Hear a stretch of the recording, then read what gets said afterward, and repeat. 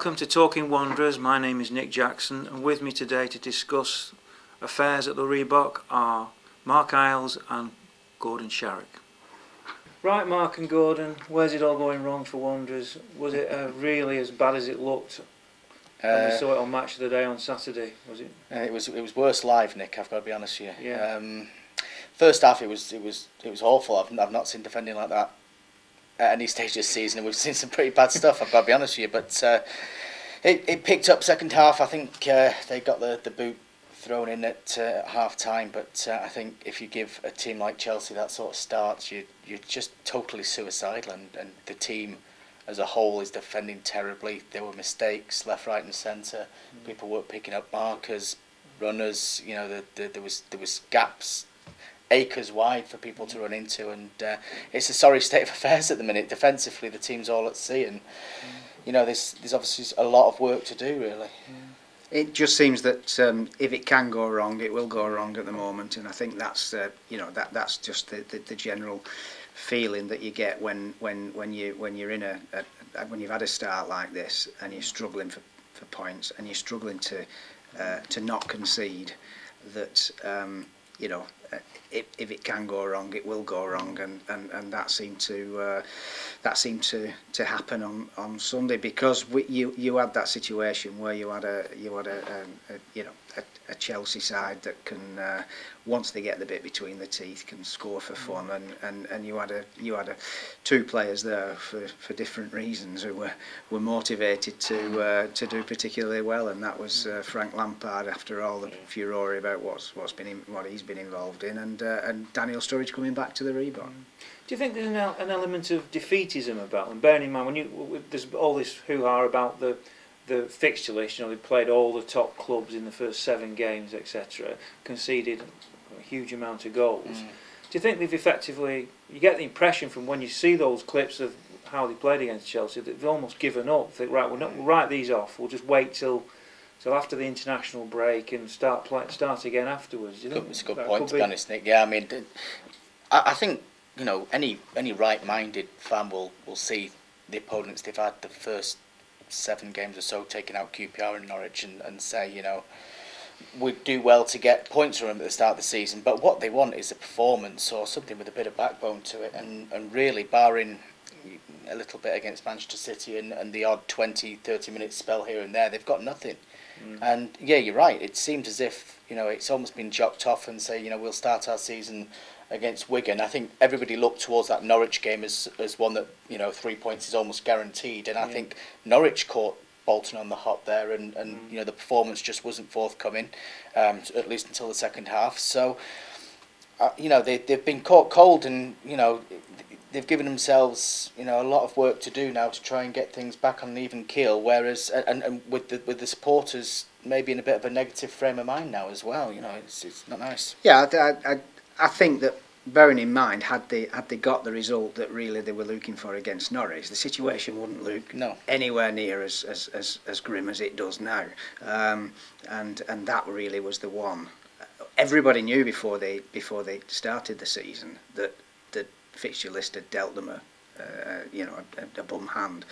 But what I look at is that I think they've been, to a certain degree, victims of their own success, if you can call it that, in playing a certain way, and I would have thought that they would have attacked these difficult fixtures in a different manner.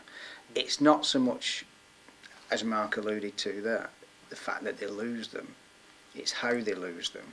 And I would have hoped that we might have seen a point or two from those games, and that wouldn't have been heady stuff, but it would have been a lot better and a much tighter approach than we've seen. And I think they're finding that particularly difficult. And does it now put Coyle under pressure? Because you wouldn't normally think of Coyle being under pressure at the Wanderers, but when you look at the goals conceded, people possibly starting to ask questions about tactical setup, etc. Does it do that? It's all been smiles and platitudes and pats on the back for the different football we've seen over the last 18 months or so. But I think if you're bottom of the league at any point in time, you're going to have questions asked of you, and I think there are legitimate questions to be asked. You know, have we approached these games in the right way? You know, are the players fired up the right way? And he's got to take that on the chin, and you know, it can't always be flowers and roses for him. But you know, I think I think he'll come out of it. And I think, you know, he is that kind of guy that's going to get a response from his team, in my opinion. He's got to do it pretty quickly, or else, you know, the last thing you want to do is to see the sort of situation we had, for example, when Gary Megson was in charge, where supporters are split. At the minute, I think he's still got hold of the majority. The last thing you want to do is see that sort of thing turn, really. Luke, what we have to differentiate between here is that Owen Coyle is not under pressure for his job. No. Owen Coyle is under pressure to get results, and that is the thing that he'll be looking at. He'll be putting himself under pressure. He doesn't need anybody else putting him under pressure, because he'll see the league table, he'll see the performances, he'll see the goals that they've conceded. But as far as when you talk about a manager under pressure, he is not in Steve Keane's situation. Yeah. He is not in, you know, Steve Bruce's situation or anything like that. You know, he's got the wholehearted backing of the people above him. So in that respect, he's free to make the decisions in a rational way that he needs to make. He just needs to come up for his own good and for the team's good and for the club's good with the right response and to get the results. Well, we all get a breather from the Wanderers this week, don't we? Because it's the England game on Friday night. And of course, we've got our own Gary Cahill involved. That's a bit of interest for local fans, and hopefully we can get a positive result in that one.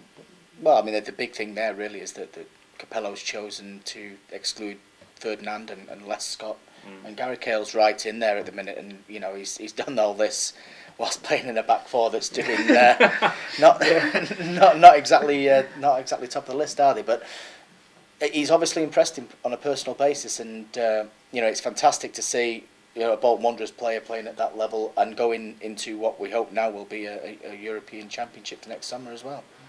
I think it really is a plus point that Gary Cahill has been brought to this club, and while he's been at this club, he's been developed. He has developed himself, and he's been nurtured into one of the best defenders in the country, and I think we should all take that as a major plus point.